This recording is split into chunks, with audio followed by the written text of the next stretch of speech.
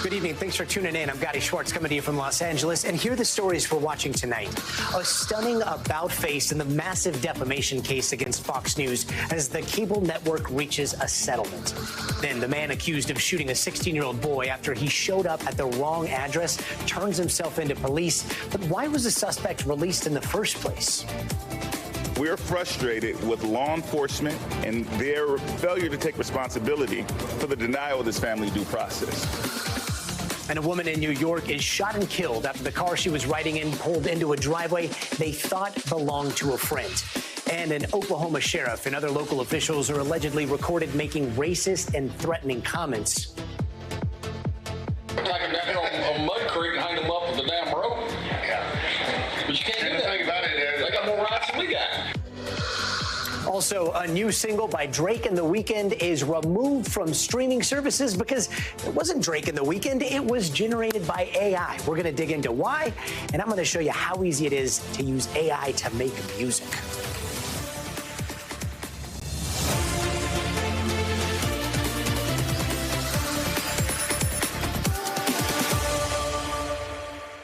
And tonight, that high-stakes Dominion versus Fox News case has abruptly come to an end without a trial. Lawyers for both sides reached a last-minute settlement right before opening statements were scheduled to begin. Now, the settlement, $787.5 million, is a lot less than the $1.6 billion Dominion was suing for. Here's the reaction from the CEO of Dominion. Fox has admitted to telling lies about Dominion that caused enormous damage to my company, our employees, and the customers that we serve. Nothing can ever make up for that. Money is accountability, and we got that today from Fox. Now, mind you, day one of the trial did start as scheduled. Large swaths of lawyers were seen making their way into the courtroom earlier this morning. The jury was selected. The judge gave strict instructions. But when the court broke for lunch recess, the two sides and the judge didn't return at the allotted time. Instead, Judge Davis came back and informed the court that the case had been resolved. A Dominion voting system filed a lawsuit against Fox Corporation back in 2021, arguing that Fox defamed the company by airing baseless allegations on its network about its voting machines rigging the 2020 election. NBC News legal analyst Danny Savalos joins us now. Danny, they were asking for $1.6 billion. This is well under $1 billion, right? What's with the difference in numbers? Well under, Gadi? I mean, that's a relative question, isn't it, when you think about it?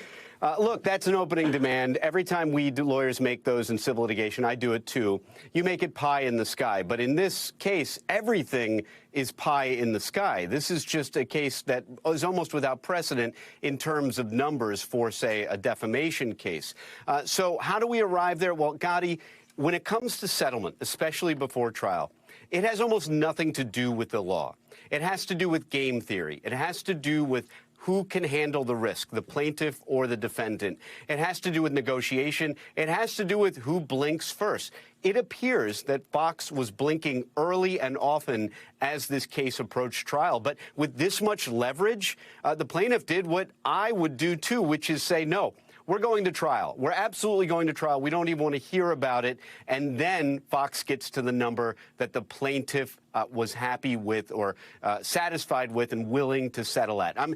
I'm sort of guessing at what happened, but this is what happens in every negotiated settlement before trial, whether it's for $10,000 or $700+ million.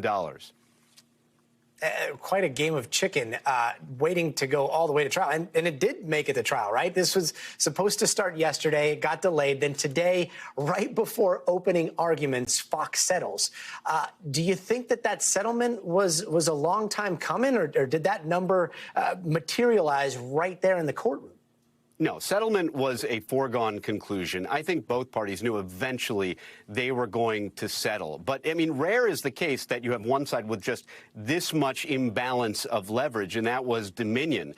And I expect that, and you even heard in some interviews, Dominion didn't just pick that number out of the air. They came up with economics. I'm sure they had experts. They had damages forecasts. They had a package to submit to Fox. It's just that Fox didn't agree with it, and their experts didn't agree with it. But, again, all those numbers go out the window window in a sense. As you approach trial, it's whether or not you can acquire that risk, the coin flip of a verdict. For the defendant, it's can we risk going to trial and getting banged for some much bigger number or even punitive damages?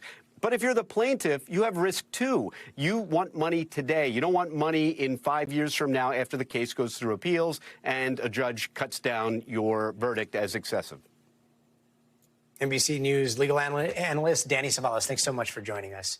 And let's head over to New York City, where at least one person is dead and 5 are hurt after a parking garage collapsed earlier this afternoon. Now, rescue efforts are still ongoing, and police say they have no reason to think that it's anything other than a structural collapse.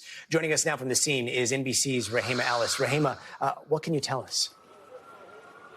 I can tell you, Gadi, that this is a 4-story garage that this afternoon, it was rush hour, on these very narrow streets here in Lower Manhattan, probably the oldest part of the city, that this parking garage collapsed. Authorities say that of 6 people involved, there were 6 parking garage employees. 1 unfortunately died. 4 others were taken to the hospital, and we're told that they are reported in stable condition. Another parking garage employee declined to go to the hospital. We were also told that firefighters had gone inside the building, but it was determined that it was structurally unsound. To keep them safe, they retreated from the building, and authorities put in mechanical eyes, if you will. They got drones and robotic dogs to go into the building to try and search for anyone else who might be inside. Authorities, and the mayor said in a press conference earlier, they believe that they got everybody out, but this investigation is still far from over. They are searching level by level, inch by inch inside this building. Behind me, you could see there's a fire truck behind us now, but it's halfway down the block. They are still searching. Probably going to be a long night here. Gadi? And Rahima, do we know if this building has had any safety violations in the past? What authorities were telling us that they have seen some safety violations in connection with this building. In fact, I want to share with you, I think we have a full screen, that authorities say that back in 2009, there was a broken and defective fire stairs.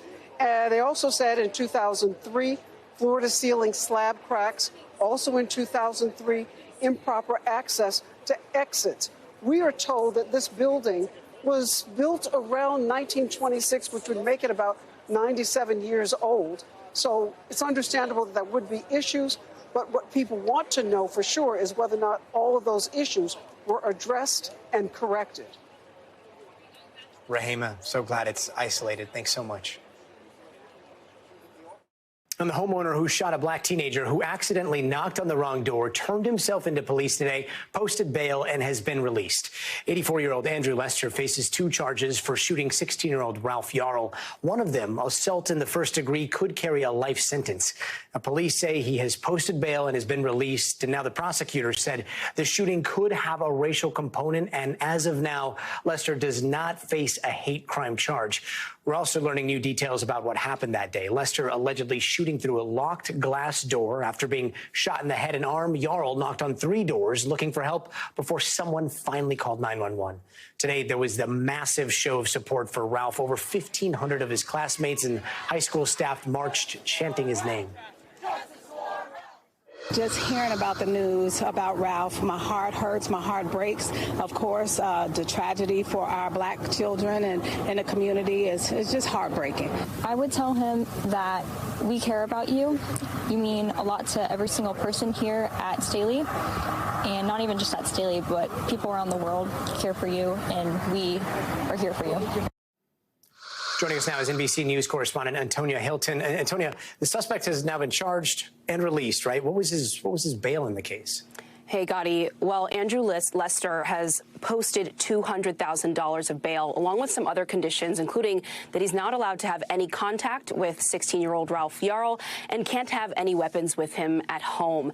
You know, on the one hand, this has come as a relief for some folks in the community because for days there have been protests there in Kansas City, people demanding that authorities get him into custody much faster than they ultimately did.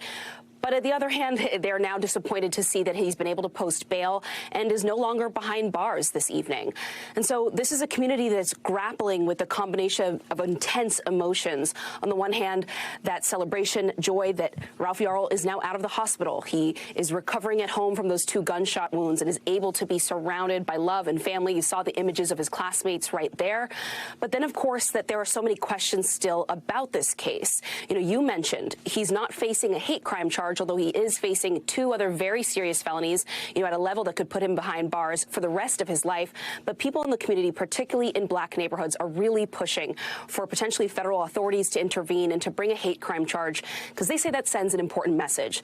Take a listen to one of his attorneys talking about this. We believe with Ralph Yarl, this attempted murderer is going to be held accountable. We cannot send the message to society that it is okay to shoot our children for ringing the doorbell while being black. So right now, for folks on the ground, the next stage is a desire to hear more about Andrew Lester's background, what the prosecutor meant last night when he said that there was a racial component to this case. Because for a lot of people, that is at the heart of this. This is why you see so many black families coming forward, not just in the Kansas City area, but all over the country, Gadi, grieving, because in many ways they see themselves in Ralph Yarl and in their family. Yeah, one small sentence that opened up so many questions. Also, pretty shocking new details about Yarl going from house to house looking for help. What else do we know about the moments and what happened right after he was shot? That's right. We have these new gruesome details that right after he was shot by Andrew Lester, according to the family, he essentially stumbled out into the street and went to 3 different neighbors before he was able to get any kind of medical assistance. One of our colleagues at NBC News Digital was able to talk to a Good Samaritan who lived nearby, who happened to hear some commotion outside, who had been going through his evening routine and heard something that sounded wrong. And he rushed outside and found Ralph Yarl, the 16-year-old, suffering. He held his hand really tight. The man, James Lynch, was an Eagle Scout and says that his skills sort of kicked into high gear. He tried to help stop the bleeding and waited with Ralph Yarl until EMS and other authorities arrived on the scene to get him into care. So, one side of the story, a hero there to help him along the way, but also, the disturbing imagery of this young boy, stumbling around trying to find anyone who could help him. Thank God that Good Samaritan was there. NBC's Antonia Hilton, thanks so much for joining us. And growing outrage tonight in Oklahoma after top officials were allegedly caught making some racist comments in a recording. Now, these tapes appear to be clips. They are not full recordings, and NBC News has not verified these ourselves. But this clip is allegedly of a sheriff and a county commissioner obtained by the McCurtain County Gazette News. And a warning, some of the material you are about to hear, you might find offensive.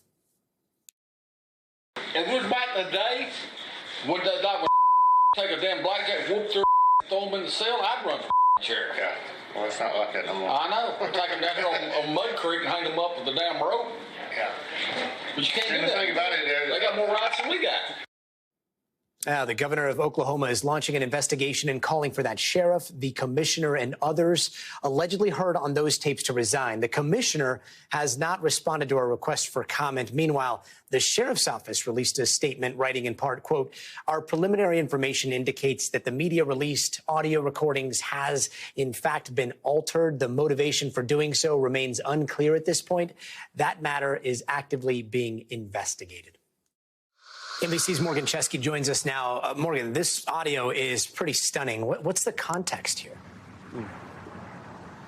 Yeah, Gadi, it is stunning, it is disturbing, and the context is that the McCurtain Gazette, this local newspaper in this rural community about 200 miles southeast of Oklahoma City, had been reporting on the activities of the county commissioners, and there was even a lawsuit that had been filed in recent months claiming that they were essentially infringing upon the paper's right to report. And during a county commissioners meeting, one of the reporters of the paper had placed out a recording device that was voice activated and left it there because they were afraid the commissioners were discussing county business after the public period had ended. That is how they obtained this recording, of which we've only heard bits and pieces, that has yet to be independently verified by NBC News. But in it, you can hear these 4 county leaders, including the sheriff, Gadi, essentially allude to threatening that reporter, referencing justice being back in the days when they were able to lynch black people in Oklahoma, and really a litany of just disturbing statements. I'd like you to hear another portion of that recording that the paper obtained. Take a listen.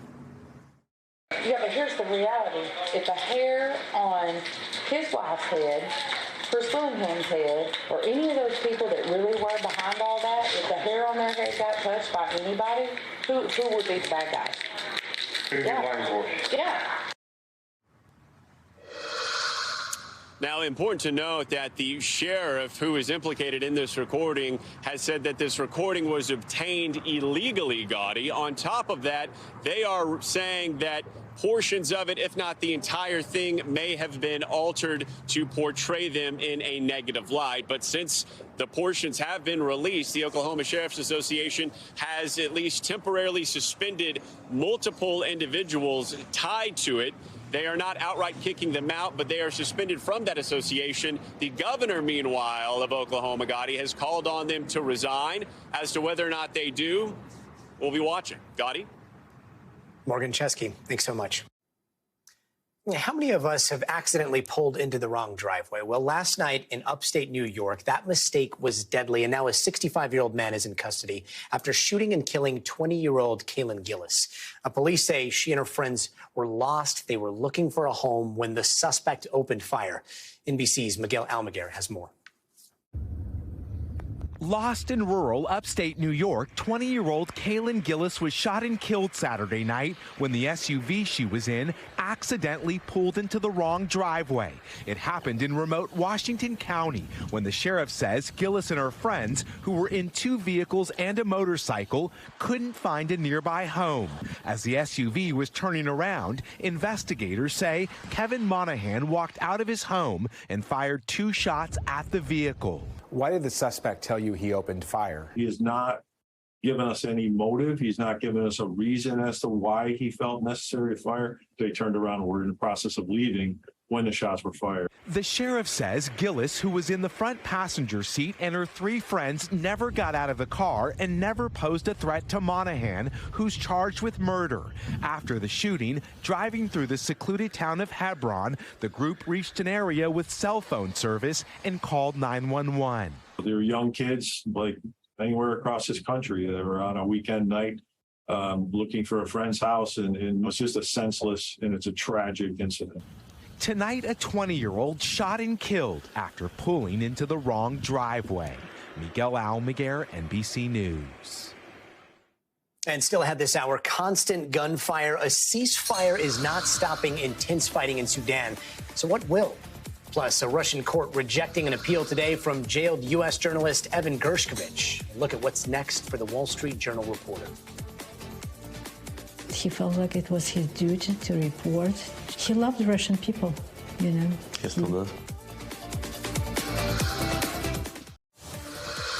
Hey there, welcome back. There is a lot of stuff happening all around the world right now. We're going to bring you the biggest headlines in just 80 seconds. India's top court is considering legalizing same-sex marriage. Now, over a dozen couples are asking the court for the right to marry anyone they want, including those of the same gender. This is the same court that decriminalized gay sex in the country back in 2018. The global estimates put India's LGBTQ population at around 10% of its total population, or more than 135 million people.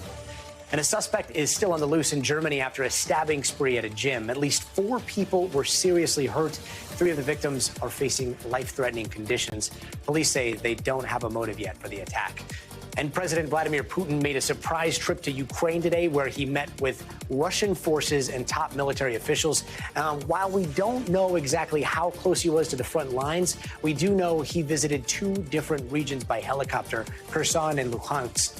Now, the timing of this trip, it's pretty interesting. Not only is it Putin's second trip to the area in as many months, but it comes as Ukraine is preparing a counteroffensive to win back some occupied territory.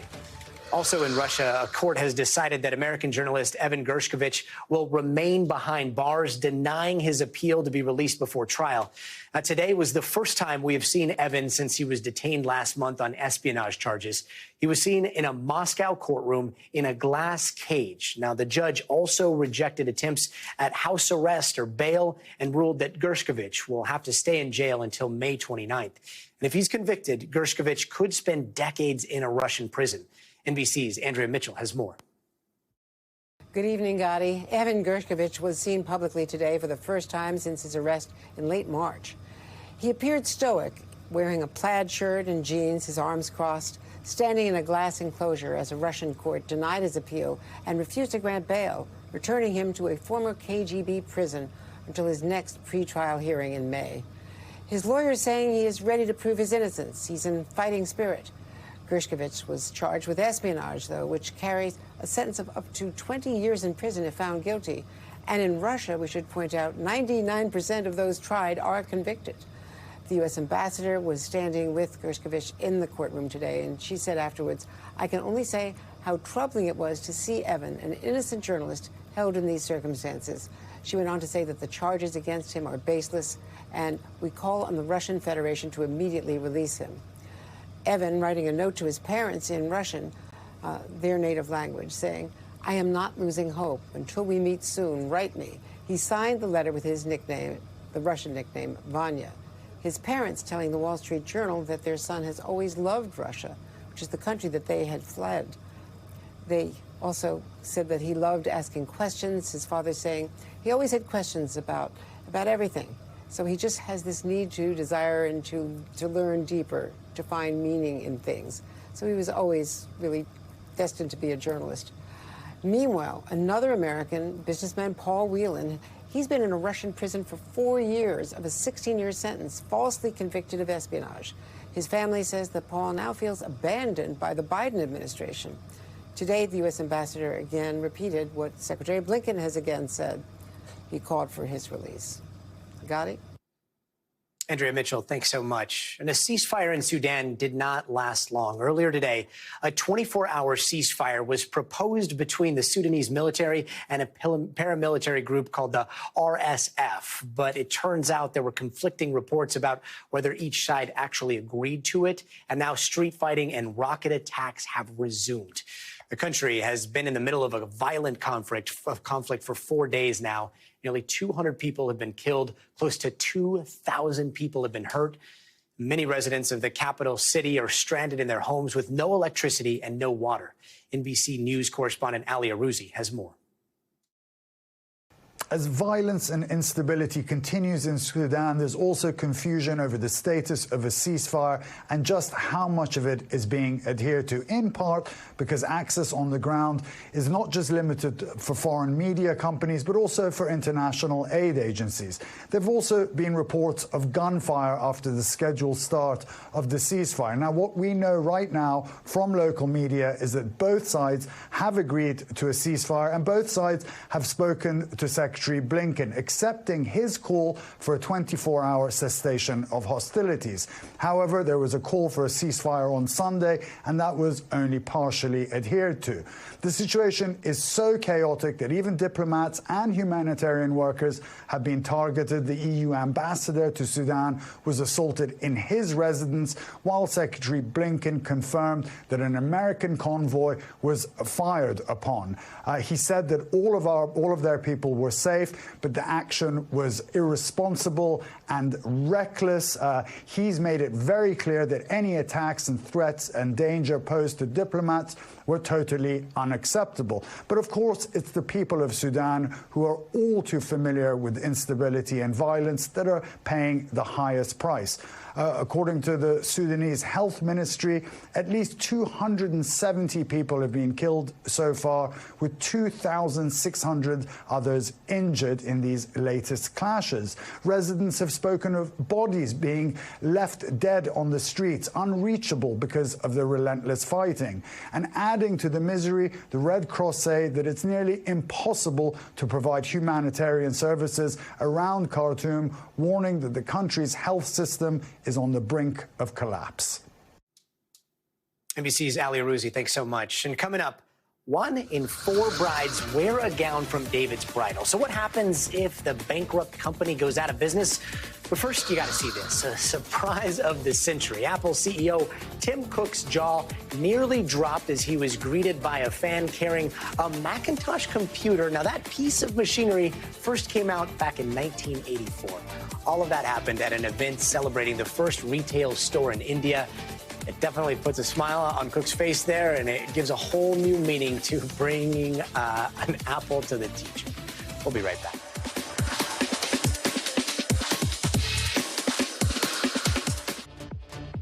And thanks for joining us. Let's get you caught up in 30 seconds. Dominion Voting Systems has just settled with Fox News for $787.5 million.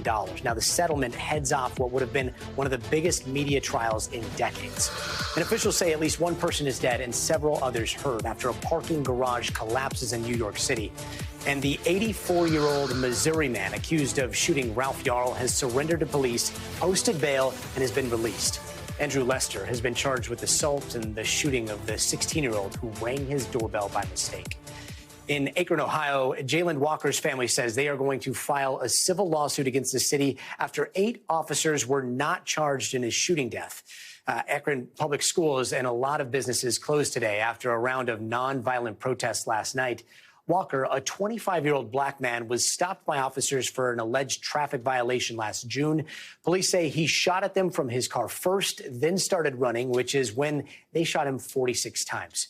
NBC News correspondent Ron Allen has more. So far, the protests have been peaceful, small, determined, passionate, but no violence. Police said overnight there were just 6 people arrested. A lot of that happened with caravans of cars driving around the city, protesters voicing their displeasure, their frustration, their anger about the decision not to indict the officers in the death of Jalen Walker.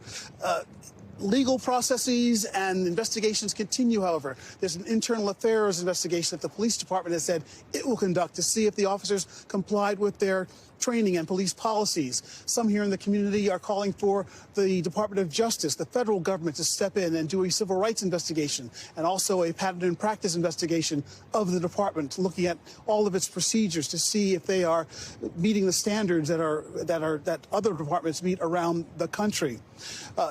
Jalen Walker's family, meanwhile, says that they are still going to file a wrongful death civil complaint, and they plan to do it sometime before the anniversary of his death, which is this coming June. So for now, schools are closed here. Many businesses in this part of town are closed. You can see the police department, the courts behind me are quiet. There's barricades and fencing in this area in case things get out of control. But so far, there has been no reports of violence, just a few arrests. But there's still a lot of pent-up anger and frustration in this community. Now back to you. And tonight, we are hearing directly from the birthday girl whose sweet 16 turned into an absolute nightmare. Alexis Dowdell was celebrating with friends and family when a mass shooting broke out, killing 4 people, including her brother. This is her alongside her mom. He was laid out with 3 or 4 other people.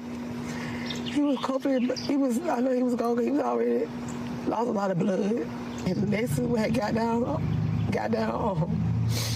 she had got down on her knees with him. I was hitting his face. I said, look at me, Phil, look at me. And I said, you strong. I said, you fight. I said, you gonna pull through. The ambulance had came in, and I had asked them, could they check my brother's pulse, and they did. And then I was like, is he alive or is he gone?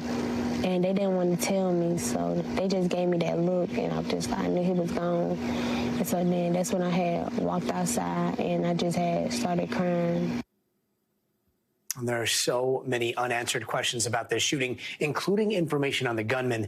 Today, the community gathered again to pray. It is a heavy weight, and today we pray that they will find peace somehow, but God only knows how. NBC News correspondent Priscilla Thompson joins us now from Dadeville. Priscilla, you spoke to the birthday girl's mom. What did she tell you? Yeah, Gadi, this family is absolutely devastated. She described her son as someone who always had a big smile on his face and that would say he loved them all the time. And what she and her daughter Alexis described is a scenario where her son Phil had actually gotten out of the party and went back in to help his sister. And when she came out, they couldn't find him. And that's when they went back inside and discovered what had happened. I want to play some of how they described that moment. When you walked in there and saw him, my heart just crushed.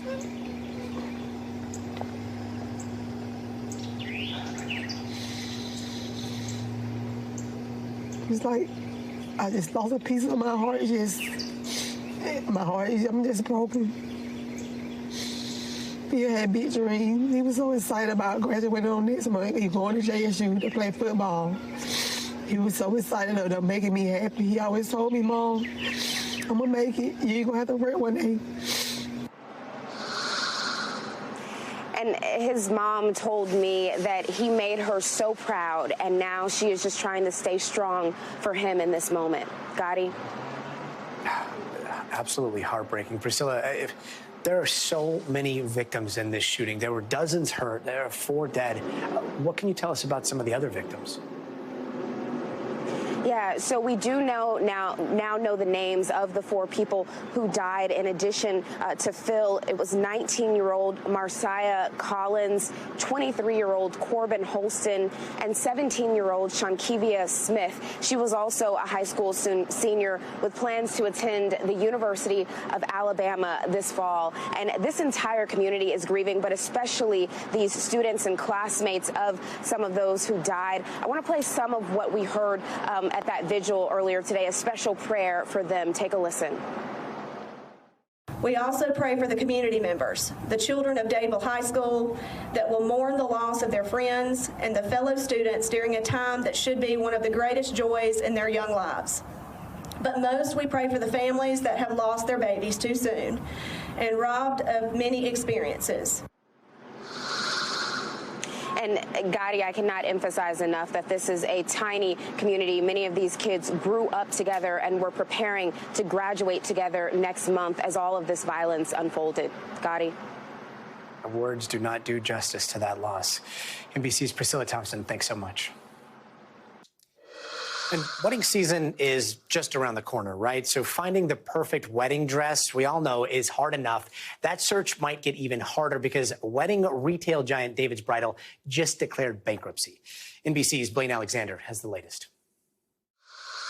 Well, for so many people, David's Bridal is synonymous with wedding season. In fact, according to the company, 1/4 of all U.S. brides get their bridal gown from David's. Now, the company is emphatic about this. They say there will be no interruption, that brides will get their dresses. But some brides and even some planners tell us they are not quite convinced.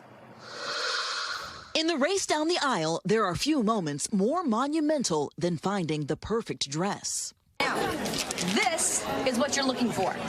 Memorize it. But this morning, stunning news for one of the nation's most bustling bridal suppliers. David's Bridal is declaring bankruptcy just days after laying off more than 9,000 employees. In the bankruptcy filing, the company points to a dwindling demand for formal wedding attire, noting shifts in consumer behaviors that have led to an overall casualization in wedding events. We have just the look for every magical moment. In a statement to NBC News, David's Bridal says all stores will remain open and we intend to fulfill orders without disruptions or delay. Adding, our customers should not expect to see any change in service. That is little comfort for bride-to-be Allura Sham. Potentially, like, my dress gone. It's terrifying, honestly. She ordered her bridal gown just a couple of weeks ago in Kentucky. Everyone around here, everybody gets their dresses at David's Bridal. This is the second time the wedding super chain has filed for bankruptcy, the first in 2018. One of the company's struggles, competing with boutique shops and online options. Brianna Bard bought her dress at David's.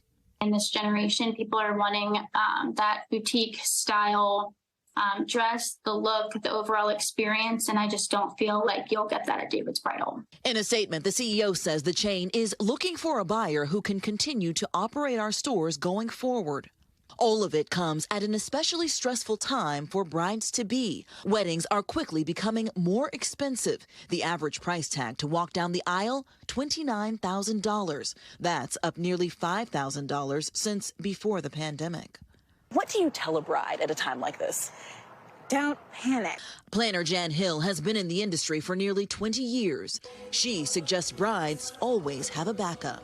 Review the contract, contact the store, ask what the policy is, check the specific arrival time for your gown, bridesmaids' dresses. Now, experts have a few more tips for brides who may be worried about all of this. One, check other stores for the same style of gown or even that same gown. You might find the same one. It could be a little bit more expensive, but it would give you a bit more peace of mind. The other thing is get insurance for your bridal gown. It's something that a lot of people wouldn't consider, but certainly could come in handy if something were to happen. Back to you. Blaine, thank you. Up next, the future of everything, and this one's kind of scary. There is a song out there that I heard a couple of times. It's definitely one of those earworms. I don't want to like it, even if it does sound like Drake and The Weeknd, because it is not them. It is AI, and the whole thing might turn the music industry upside down. Stay tuned for a breakdown of all the legal and ethical questions we're now facing.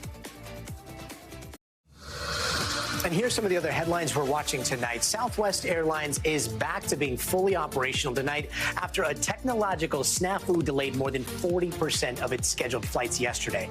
At one point, Southwest asked the FAA to briefly stop their flights from taking off so they could have time to work through the issue. Now, you might remember last Christmas, the airline basically had a meltdown that cost them more than $1 billion. And a third person has been arrested in connection with a string of robberies and murders targeting New York City gay bars last year. Police say at least 17 men were victims. 2 of them were killed. Their names were John Umberger and Julio Ramirez. Police say they were drugged and murdered in separate incidents. And the FDA has given the green light to another COVID booster shot, but right now only Americans over 65 and those with weakened immune systems are eligible. Tomorrow, if a CDC advisory panel votes in favor of this, then additional shots could begin immediately. And a newly released 911 call and body cam video shows the tense moments after actor Jeremy Renner was run over by a snowplow and nearly died. Take a listen. Are there any obvious injuries? Yeah, oh my God, yes. He says he's got ribs issues. Okay. On his right side. Yeah, his right chest and the upper torso. His ribs look like they might be crushed. He's got a head wound as well. Now, the body cam video from the January 1st incident shows the emergency response. Any editing you see was done by the sheriff's office there.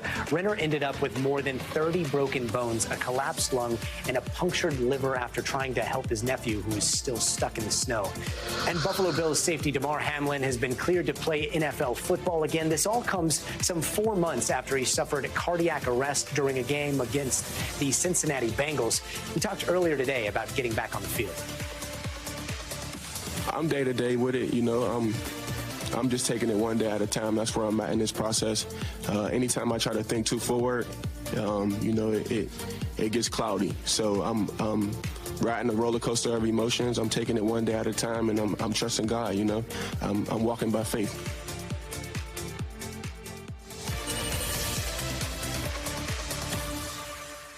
Meanwhile, as lawmakers on Capitol Hill are still arguing over TikTok's future, one state is already looking at making it illegal statewide. Now, Montana just became the first state to pass a bill that makes it illegal for the app to be downloaded in the state, but not illegal if you already have it on your phone. As the bill makes its way to the governor's desk, experts are already saying this is most likely going to end up in court. Montana TikTokers saying they are not happy about the prospect of their favorite app being banned in Big Sky country. It's absolutely dumb and ludicrous for the state of Montana to be banning TikTok. If it's such a huge threat to our national security, we need to know exactly what that threat is. Nobody's telling us. But the bill's sponsor says the threat from China is clear, and she hopes to send a message to Washington. After years of investigative reporting, we now know this to be true. TikTok endangers the safety of Montanans and Americans at large. Around half the states and the federal government already banned TikTok on government devices. This bill, backed by Montana's GOP-controlled legislature, would go even further, prohibiting downloads of TikTok in the state and penalizing mobile app stores or TikTok up to $10,000 a day. It does not apply to individual TikTok users and wouldn't take effect until January 2024. Some small business owners who depend on the app for marketing say they don't like the idea. I would say that this is trying to ban TikTok is sort of censorship in its, finest form. A spokesperson for TikTok called the bill, quote, egregious government overreach, and said the issue will be decided in court, adding the bill's champions have admitted they have no feasible plan for operationalizing this attempt to censor American voices. Without citing specific examples, the bill claims TikTok gathers significant information and accesses users' data against their will to share with the People's Republic of China. Testifying before Congress last month, TikTok CEO said parent company ByteDance is not controlled by the Chinese government. Has ByteDance spied on American citizens? I don't think that spying is the right way to describe it. The White House has given the company an ultimatum: sell the app or face a ban in the U.S. Senate Bill 419 has passed the House. Until then, legislators in this deep red state say TikTok represents an espionage threat more significant than any high-altitude balloon. Whatever information the balloon gathered, it surely fell short of China's other surveillance tool, TikTok. Now, the governor hasn't commented on this bill yet, but he has 10 days to sign it, and he's already banned the use of TikTok on state devices. Also in tonight's Future of Everything, I want to play you a song, but before I do, let's try a little bit of an experiment here. Try not to like this song. It might sound like Drake. It might sound like The Weeknd, but it is neither. It is not even human. It is AI. So does that make a difference to what is music to our ears? Now, that song is called Heart on My Sleeve. It's already been heard by millions of people after being released by a user on TikTok known as Ghostwriter977 wearing a sheet. Their account profile reads, quote, I'm just getting started. Meanwhile, the real Drake posted on Instagram about a different fake song that was, quote, the final straw AI, which is probably because he and the real Weeknd have collaborated before in real life. The fake collaboration has now been removed from streaming sites. A spokesperson for Universal Music Group, which represents both artists, said in a statement that these platforms have, quote, fundamental legal and ethical responsibility to prevent the use of their services in ways that harm artists. Okay, guys. Now the part where things are about to get weird. Here to discuss all of this is Dr. Roger Dannenberg. He is a professor emeritus of computer science, art, and music at Carnegie Mellon University, and Edward Claris, a media attorney and managing partner at Claris Law. Welcome to you both. Are you guys up for some experimentation tonight? Sure. Okay. Here's what we did. We asked GPT-4 to write a rap summing up this whole Drake voice being used without his consent controversy. And I gotta say, it dropped some bombs. Here is the first verse. Again, this is AI writing a song about this controversy. Yeah, they say imitation is flattery, but these AI clones got me questioning reality. I put my heart and my soul into every track. Now they're replicating me, ain't no turning back. They say it's progress, but what about the art? We're losing authenticity, tearing us apart. Okay, so that was the first part of the experiment. Then we ran it through one of those AI voice changers for Drake and put an AI-generated beat underneath. Take a listen. Yeah, they say imitation is flattery, but these AI clones got me questioning reality. I put my heart and my soul into every track. Now they're replicating me, ain't no turning back. They say it's progress, but what about the art? We're losing authenticity, tearing us apart. That took like 5 seconds for us to do.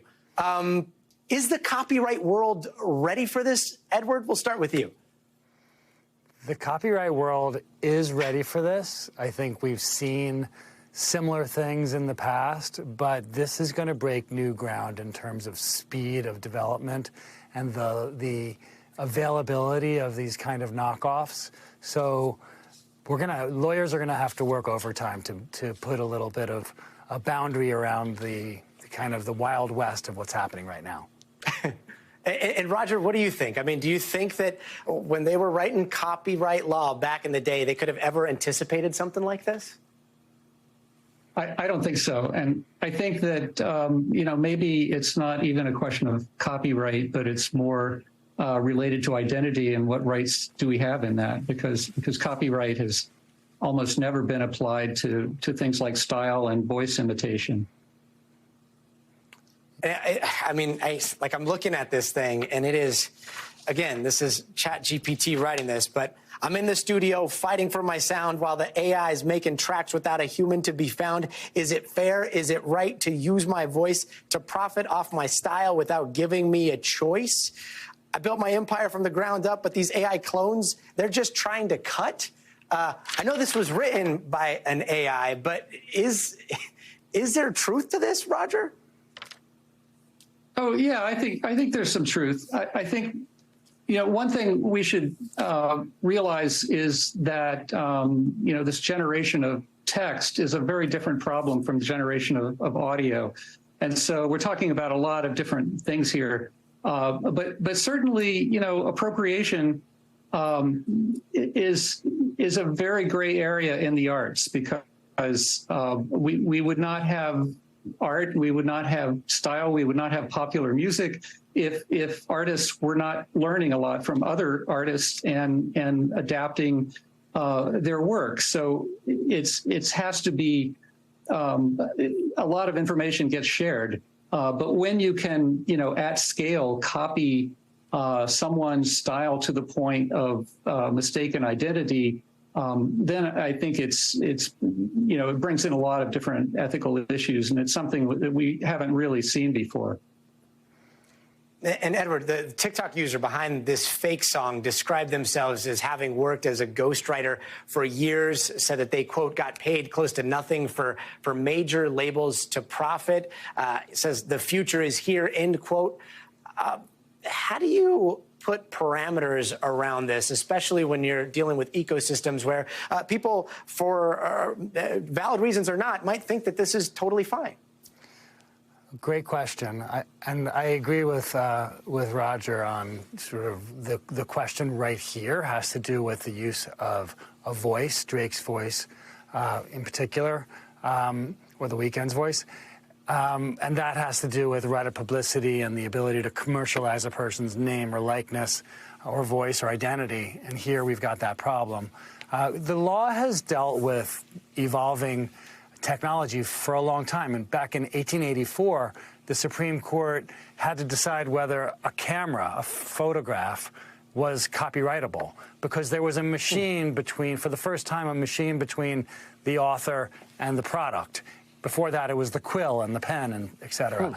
And so the court then said, yeah, you can use a machine between the author and the subject and still have copyright in the person, not the machine. And ever since then, we've got all sorts of tools that have come between us. You can have a camera in the forest, set it to go off when there's motion detection sometime in the future, and the photograph that results didn't have to do with any photographer, really, but the photographer who set the camera up perhaps days earlier still gets the copyright.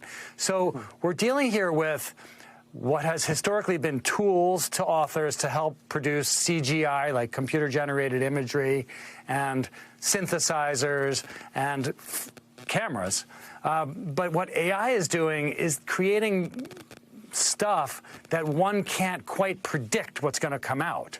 And it's just going to come out because the training data that the software is using is generating this opportunity for the algorithm to create its own. So we are in a new world in terms of creation of newly authored work. And the question is going to be, is it protectable? And does it sound too much like a previous work to be either copyright infringement or an invasion of a right of publicity? There's a lot that has to be determined. A lot that has to be determined. Just want to end with this. This is the chorus of that rap that was written by ChatGPT. Copyright concerns, they're on my mind, but the tech keeps advancing, leaving me behind. I know I got to adapt, embrace the change, but it's hard when the game just ain't the same. Last question. Do you guys agree with that? I think that the rules are going to end up being largely the same. The Supreme Court's deciding a case in 2 months about a Warhol appropriation of a photograph of Prince.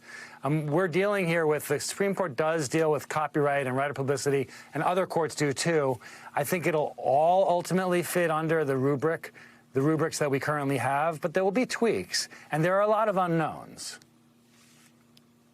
Well, and just to be a little bit oppositional, I think that like the introduction of recording, which fundamentally changed music performance and music distribution and all of the commerce around it, I think that this coming world of let's call it creative AI applied to all different media is really going to change things a lot because of the low cost and the scale. Things are going to scale up, and I think it's going to be sort of a race between commercial music production that has a lot to do with advertising and targeting and creating works that are really special that people find value in, versus the ability of every man to just create their own, customized music for themselves using AI tools that are basically free. Dr. Roger Dannenberg and Edward Claris, thank you guys so much for such a fascinating conversation. We'll be right back.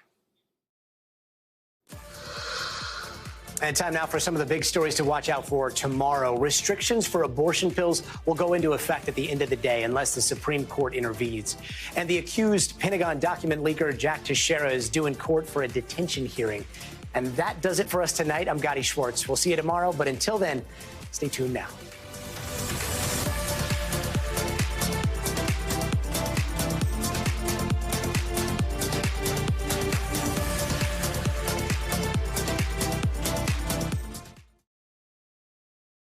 Thanks for watching our YouTube channel. Follow today's top stories and breaking news by downloading the NBC News app.